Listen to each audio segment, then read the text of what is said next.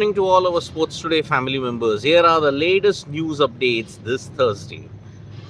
India has filed an official complaint to the ICC over the provocative gestures and remarks and also celebrations, quote unquote, by Fahim Ashraf, Sahibzada Farhan, and Haris Rauf. India has officially complained to the ICC and they have also complained to match referee Andy Pycroft. They are showing them video proof of the deliberate provocations that Pakistan is doing on the field.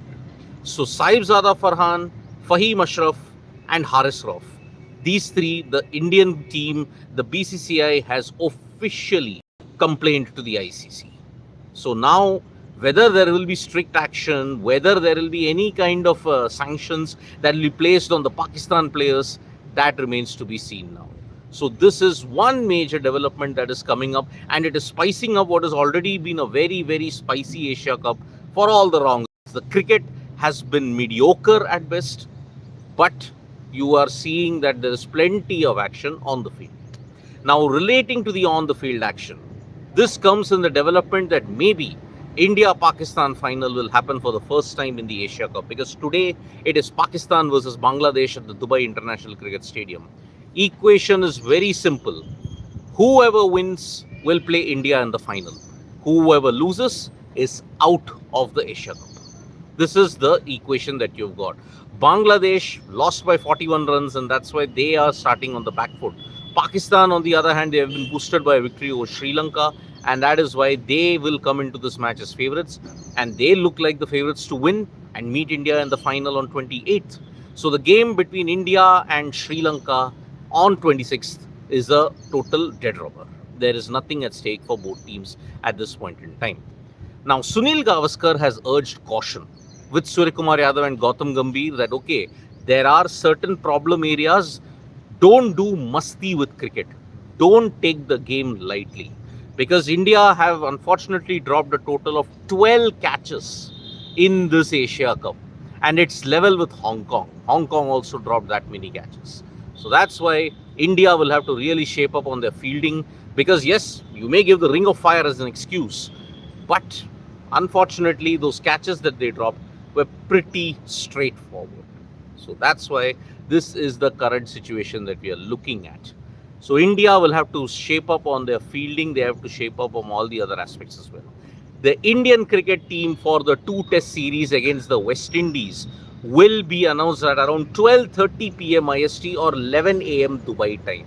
So there will be a press conference that Ajit Agarkar will address. The team selection will already be done. And you may see some surprises. Maybe Amana Sutar might come in.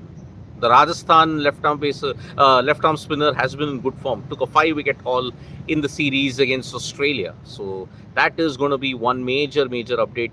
12:30 p.m. IST is when the team selection might be announced. There will be a press conference that Ajit Agarkar will be doing after that.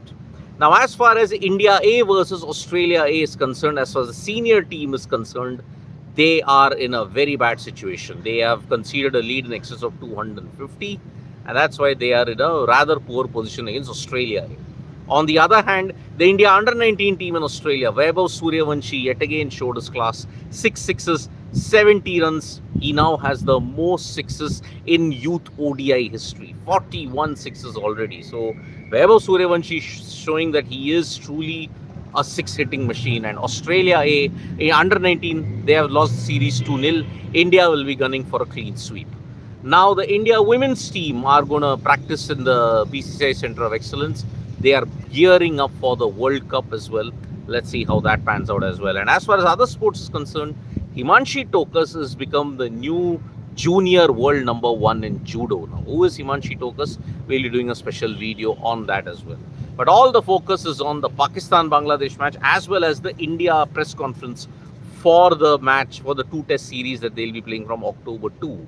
Who will be the guys who will come back, who will be left out? That we'll come to know in Ajit Agarkar's press conference and the reasons that what has happened behind all of this. Now, Pakistan, they only have themselves to blame if there are certain sanctions brought about by the Indian cricket team, because BCCI will not take this down very likely. And look, India have not been provoking. It's only been Pakistan. Deliberate provocation because they can't win on the field against India. Shaheen Afridi tried to be cool about it, saying, okay, we know it's a game, we don't want to put additional burdens and additional pressures on ourselves. But Pakistan, inside, whatever you look at it, they are rattled. They just can't beat India at this point. But in the final, anything can happen. So that's why India versus Pakistan, it is looking all but certain that you're going to have a final. First time in 16 Asia Cups that you'll have an India-Pakistan final. Somewhere down the line, the law of averages had to be broken. But yes, there will be plenty of jingoism, plenty of anticipation, plenty of patriotism on September 28th if that happens. Bangladesh, if they beat Pakistan, it will be India-Bangladesh in the final. So let's see how that is. But Bangladesh already weakened by a lot of injuries that has taken place. Plus, their batting lacks that modern depth that is there. So thank you so much, folks, for joining us for this live update. Subscribe to Sports Today for all the latest news and analysis. We'll be back with the PC that and the team selection for the 2-test series against West Indies. Do subscribe, tap that bell icon so you know when we go live. Bye-bye.